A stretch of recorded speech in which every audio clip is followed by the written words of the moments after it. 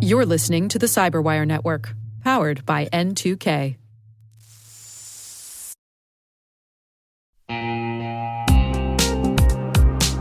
Identity architects and engineers, simplify your identity management with Strata. Securely integrate non-standard apps with any IDP, apply modern MFA, and ensure seamless failover during outages. Strata helps you avoid app refactoring and reduces legacy tech debt, making your identity systems more robust and efficient. Strata does it better and at a better price. Experience stress-free identity management and join industry leaders in transforming their identity architecture with Strata. Visit strata.io/cyberwire, share your identity challenge, and get a free set of AirPods Pro.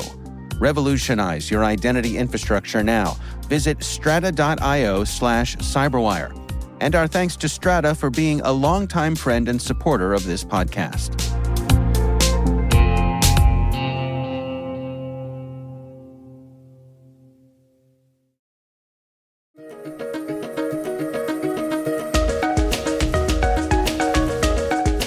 Hello, everyone, and welcome to the CyberWire's Research Saturday. I'm Dave Bittner, and this is our weekly conversation with researchers and analysts tracking down the threats and vulnerabilities, solving some of the hard problems, and protecting ourselves in a rapidly evolving cyberspace. Thanks for joining us.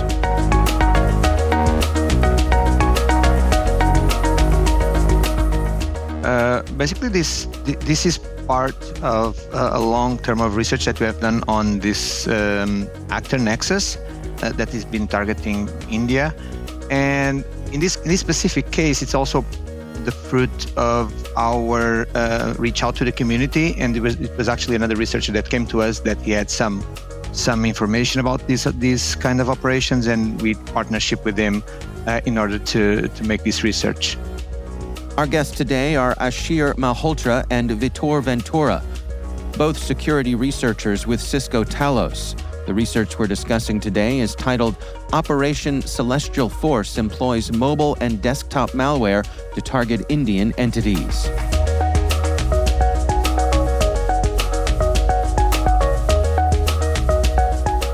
It's kind of with our own research, but we also engage a lot in the community, and this is kind of the outcome of that collaboration with the community also. We've been tracking this campaign since about 2018, which is when we first published about a specific malware strain that was used in this campaign as well. That's Asheer Malhotra. And, we've seen sporadic instances of different vendors publishing stuff about this campaign. But recently we found some information that tied everything together, and which is what warranted the publication. Yeah. Well, I mean, let's go through it together here. Can you give us a bit of the backstory? I mean, when did this threat actor originally come to folks' attention, and what were they up to? Sure. So we've seen this threat actor use a variety of malware families. One of them is called Gravity Rat, and we believe that Gravity Rat is almost exclusively used by this threat actor called Cosmic Leopard. And we've been tracking Gravity Rat and its evolution since 2018, right? And most recently, what happened was we've been tracking Gravity Rat, and we've been tracking another malware family, which is basically a malware loader called Heavy Lift. And most recently, we found another component in the campaign, which is called Gravity Admin. And it's basically an administrative panel. It's an exe that you double click and it opens up an administrative panel that allows you to administer all the different infections and all the different campaigns that are being conducted in this operation. And that is what really caught our eye. And we were like, okay, so this brings everything together. And this is the panel binary that is distributed to malicious operators belonging to Cosmic Leopard. And they use this panel binary to actually administer infections and push out new malware and run commands on infected systems and steal documents from there and information from there and so on and so forth. I think it's important to add that that's Vitor Ventura. When we talk about Cosmic Leopard, and this may seem like, okay, this is a new actor that we are trying to push, it's important to add that we actually did this because there are multiple overlaps between this group and other groups. And we didn't want to just assign this cluster of activity to a single group like Sidewinder. And so we decided we should develop this, put this in a specific cluster that in the future, while we do more research, we are able to either tear it apart into its subcomponents and split it into the known groups, or we may just reach the conclusion that this is actually just an umbrella group that has several operators beneath it. And hence, that's why we decided to go with this new name for it, because for us it's important to be accurate in the attribution when it's done, and we didn't want to use attribution that is known in the field, but still with a lot of gaps to fill. So it was more important to get this new name and in the future be able to split the activity or not in the cluster through the other actors that are known right now. Yeah, that's an interesting insight. I mean, is it fair to say that this represents kind of a check-in of a journey that is continuing along the way, that this isn't a conclusion of something, this is where you think we are at this moment?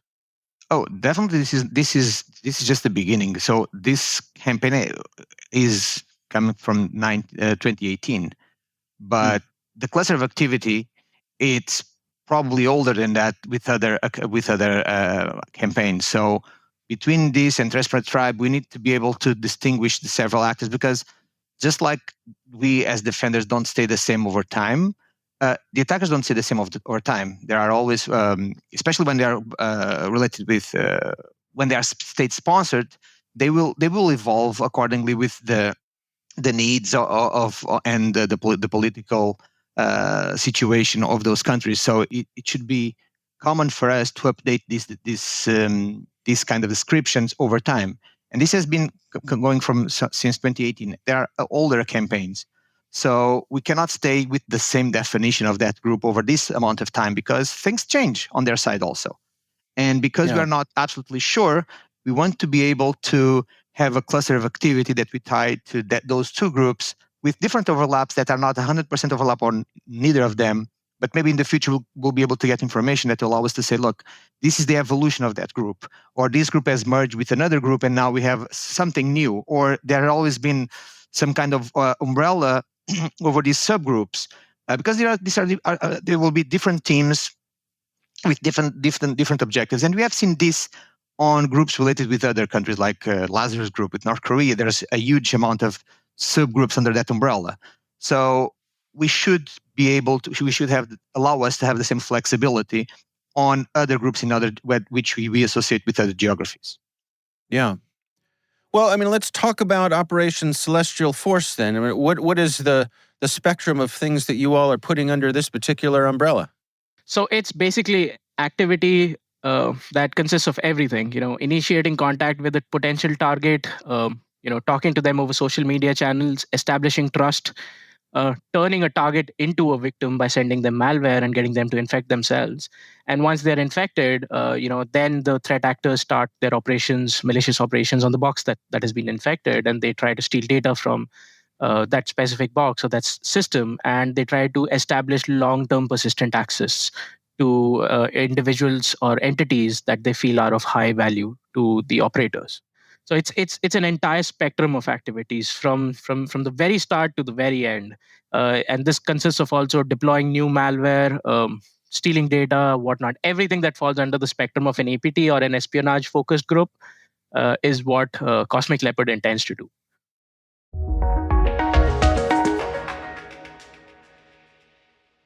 We'll be right back.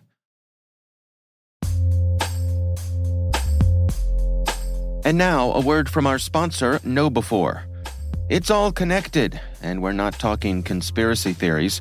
When it comes to InfoSec tools, effective integrations can make or break your security stack. The same should be true for security awareness training. KnowBe4, provider of the world's largest library of security awareness training, provides a way to integrate your existing security stack tools to help you strengthen your organization's security culture. KnowBe4's Security Coach uses standard APIs to quickly and easily integrate with your existing security products from vendors like Microsoft, CrowdStrike, and Cisco, 35 vendor integrations and counting. Security Coach analyzes your security stack alerts to identify events related to any risky security behavior from your users. Use this information to set up real-time coaching campaigns targeting risky users based on those events from your network, endpoint, identity, or web security vendors. Then coach your users at the moment the risky behavior occurs, with contextual security tips delivered via Microsoft Teams, Slack, or email. Learn more at knowbefore.com/securitycoach. That's knowbefore.com/securitycoach. And we thank KnowBefore for sponsoring our show.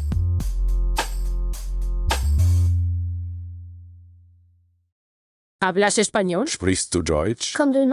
If you've heard that sound from Babbel before, I bet you do. Babbel is the science-backed language learning app that actually works. With quick 10-minute lessons handcrafted by over 200 language experts, Babbel gets you on your way to speaking a new language in just a few weeks. With over 16 million subscriptions sold and a 20-day money-back guarantee, just start speaking another language with Babbel. Right now, up to 55% off your Babbel subscription at babbel.com/Spotify podcast. Spelled BABBEL.com/Spotify podcast. Rules and restrictions may apply. Well, can we walk through it together, what a typical process would look like here? I mean, if I were someone that this group was interested in, what would be their initial way of gaining access? So they would typically establish contact with their targets. They would identify who their targets are and who are potential victims of this high-value targets. And then they would start talking to these people over social media channels or even over instant messaging apps, right? And they will slowly build trust with them. We have seen a lot of Pakistani nexus of threat actors use honey traps. They pretend to be women and, they pretend to honey trap their targets as well. And then ultimately they serve them malware. And once the malware is served and they're tricked into, executing it on their system, that's it. Boom. That's all they need. And then the threat actors will use that malware to perform reconnaissance to figure out whether the victim or the system that has been infected is actually worth their time and effort. And if it is, then they will slowly sit down and they will go through the entire system and try to see what is of value to them that they can find on the system that can be used towards the political and tactful objectives of the nation state, essentially. I would just add in this case also that we saw really well done web pages about cloud drives. Being that one was called Cloudy, there was the other one which was zCloud, if I'm not mistaken, and the sites were well done. The effort put into making a believable website was good, to the point that we were talking with technology partners of ours, and they were telling us, well, maybe that's not malicious. And we had to actually, because it didn't look malicious, it was really well done. And on the other side, the features of those kind of applications for Android in this specific case, they were there. You could actually upload files and store files like on any other cloud based storage, like, I don't know, any of those, the traditional ones. So in a sense, of course, those were malicious applications. Those were malicious sites which have been taken down, but they went to the effort of making it well done and making them believable like legitimate applications, which didn't happen in the past. In the past, you would go through all this process of honey trapping and convincing the victim to install something. And when the victim would install something, it would get an error saying, oh, it's not compatible with your system or something like that. And then it would still be installed and running. Of course, it was malware, but it would send the user the message that it was not working. It was something that didn't work. Right. But in this case, no. In this case, it really, everything would work, but on top of that, it would have an extra layer of malware, basically. So I suppose, that's a way to buy the threat actors a little more time because they're not raising those suspicions. So when, if I think I'm using an online cloud service and it works as an online cloud service, I'm less likely to throw up an alarm, right? Exactly. Think about it this way. Like if me as a threat actor can get you to upload your files voluntarily to my service, I don't really need to make malware, right? Like I just need to trick you into saying that, hey, this is a new cloud service. Can you use this? And if you're the one who's uploading all your documents and all your stuff over there, I don't really have to put in any more efforts, right, to steal stuff from your computer. What do you think folks should know about what's going on behind the scenes in terms of the technical tools that they're making use of here? Is this a lot of custom things, or are these off-the-shelf elements, or a mix of the two? In this case, as I was saying before, these were well-made custom things. So this is not a, I don't know, a spy note malware for Android that was rebuilt or reshaped to look into that. This is malware that was bred from the ground from them, that is completely integrated with the back end to look normal. I would say that even on the Windows side, and correct me if I'm mistaken, Asheer, they went through a lot of effort of making something that is portable, that would run both on Windows and on Mac OS. Even though we didn't see any Mac OS samples per se, the samples that we had for Windows had code that would run on Mac OS also, and we could see that existed. So this kind of multi-platform does require some custom-made stuff, and especially the Windows part. And on one side, because it's multi-platform; on the other side, because it's really well done to seem like a regular service. So I would say that they went through a big effort to make their own tools, and that again, they are not copying the groups that we would know usually. So there is some level of customization on their part, and that's why we don't have that many overlaps. And we went through a new name for the cluster of activity, basically. And also, our assessment that these are customized tools is supported by the panel binary, also known as Gravity Admin. Usually when there is commodity malware or when there is off-the-shelf malware involved, it comes with an administrative panel that's pre-built. However, Gravity Admin in this case, which is the panel binary, looks like it's been custom built in .NET, and it reaches out to specific command and control URLs for specific campaigns, that are code named inside of the binary as well. So that gives strength to our assessment that all of this is custom built and has been evolved over a period of multiple years since 2018. You mentioned earlier that they're focused on victims in India, and so that means we're highly confident, I suppose, that this is coming from Pakistan. Well, yes, we've seen indications that this is operated by a Pakistani nexus of APT threat actors. We have also seen that a lot of their TTPs, or a lot of their tool techniques and procedures and tactics match with existing Pakistani APT groups, such as Transparent Tribe and Side Copy. And some of the techniques are very, very typical of that. It's almost as if these guys have learned from existing Transparent Tribe operations or from existing Side Copy operations, and then they've built their own operations slowly and matured their own malware families and their suite of tools. I see. And what specifically do they seem to be after here? I mean, are they targeting specific groups, specific areas, or is it broad general espionage? I would say that we need to think of this as an espionage operation. And by saying this, what I mean is an espionage group are usually tasked with something, and they might just start by getting the capability, and they have the access, and they will just wait for something that is requested from them. So in this case, if they have a broadened victimology, and if something is tasked from them, so if something is asked from them, they will already have the access. And this is the typical way that espionage groups work. Sometimes they may have some kind of vertical or something specific that they're after, which we have seen with other groups in other regions. But in this specific case, I would say that they work much more like a traditional espionage operation, where they were tasked to get access, and they might just be waiting for orders, or they're just collecting data, and when someone asks something, they already have it. One of the two. It's not a highly specific or generic. They have really. It's really more like a traditional espionage operation. By the way, at the beginning I got the name wrong for the group. I said Side One, it was Side Copy. Okay, but just a note. Fair enough. Fair enough. So all those people who are furiously getting ready to write you a nasty email, just hold off, right? Well, even worse, they can just start a storm on Twitter. There you go. Yes. Oh, my goodness. So what are your recommendations then for folks to best protect themselves against this particular threat actor? How should they go about that?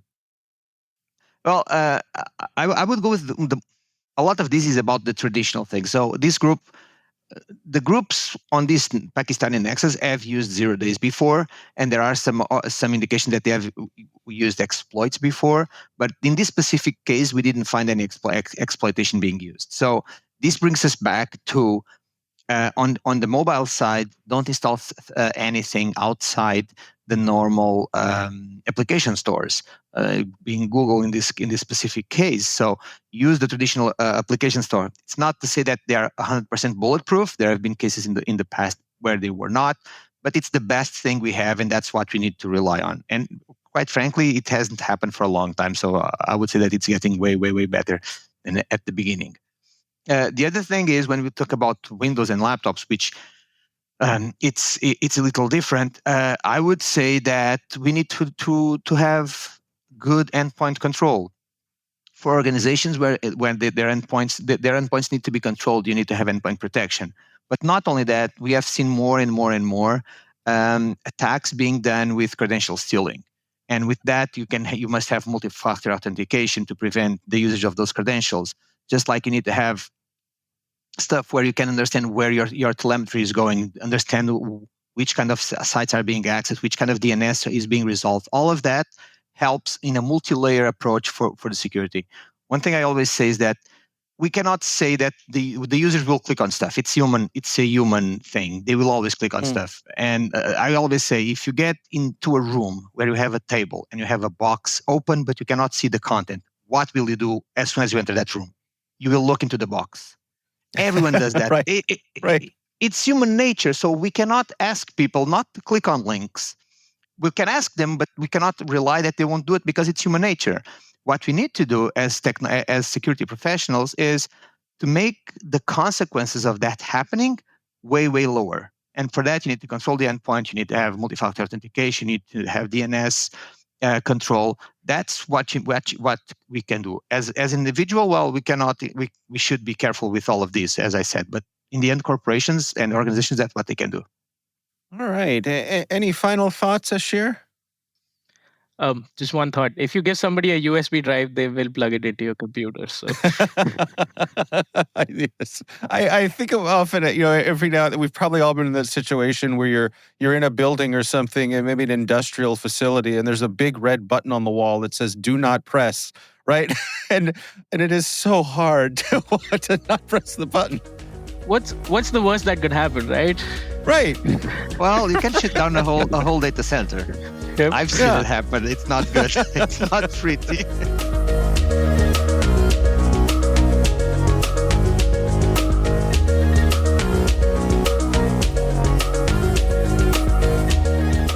And that's Research Saturday, brought to you by N2K Cyberwire. Our thanks to Asheer Malhotra and Vitor Ventura from Cisco Talos for joining us. The research is titled Operation Celestial Force Employs Mobile and Desktop Malware to Target Indian Entities. We'll have a link in the show notes. We'd love to know what you think of this podcast. Your feedback ensures we deliver the insights that keep you a step ahead in the rapidly changing world of cybersecurity. If you like our show, please share a rating and review in your favorite podcast app. Please also fill out the survey in the show notes or send an email to cyberwire@n2k.com. We're privileged that N2K Cyberwire is part of the daily routine of the most influential leaders and operators in the public and private sector, from the Fortune 500 to many of the world's preeminent intelligence and law enforcement agencies.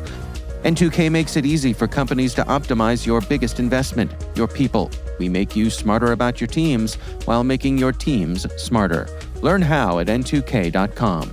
This episode was produced by Liz Stokes. We're mixed by Elliot Peltzman and Trey Hester. Our executive producer is Jennifer Iben. Our executive editor is Brandon Karpf. Simone Petrella is our president. Peter Kilpie is our publisher. And I'm Dave Bittner. Thanks for listening. We'll see you back here next time.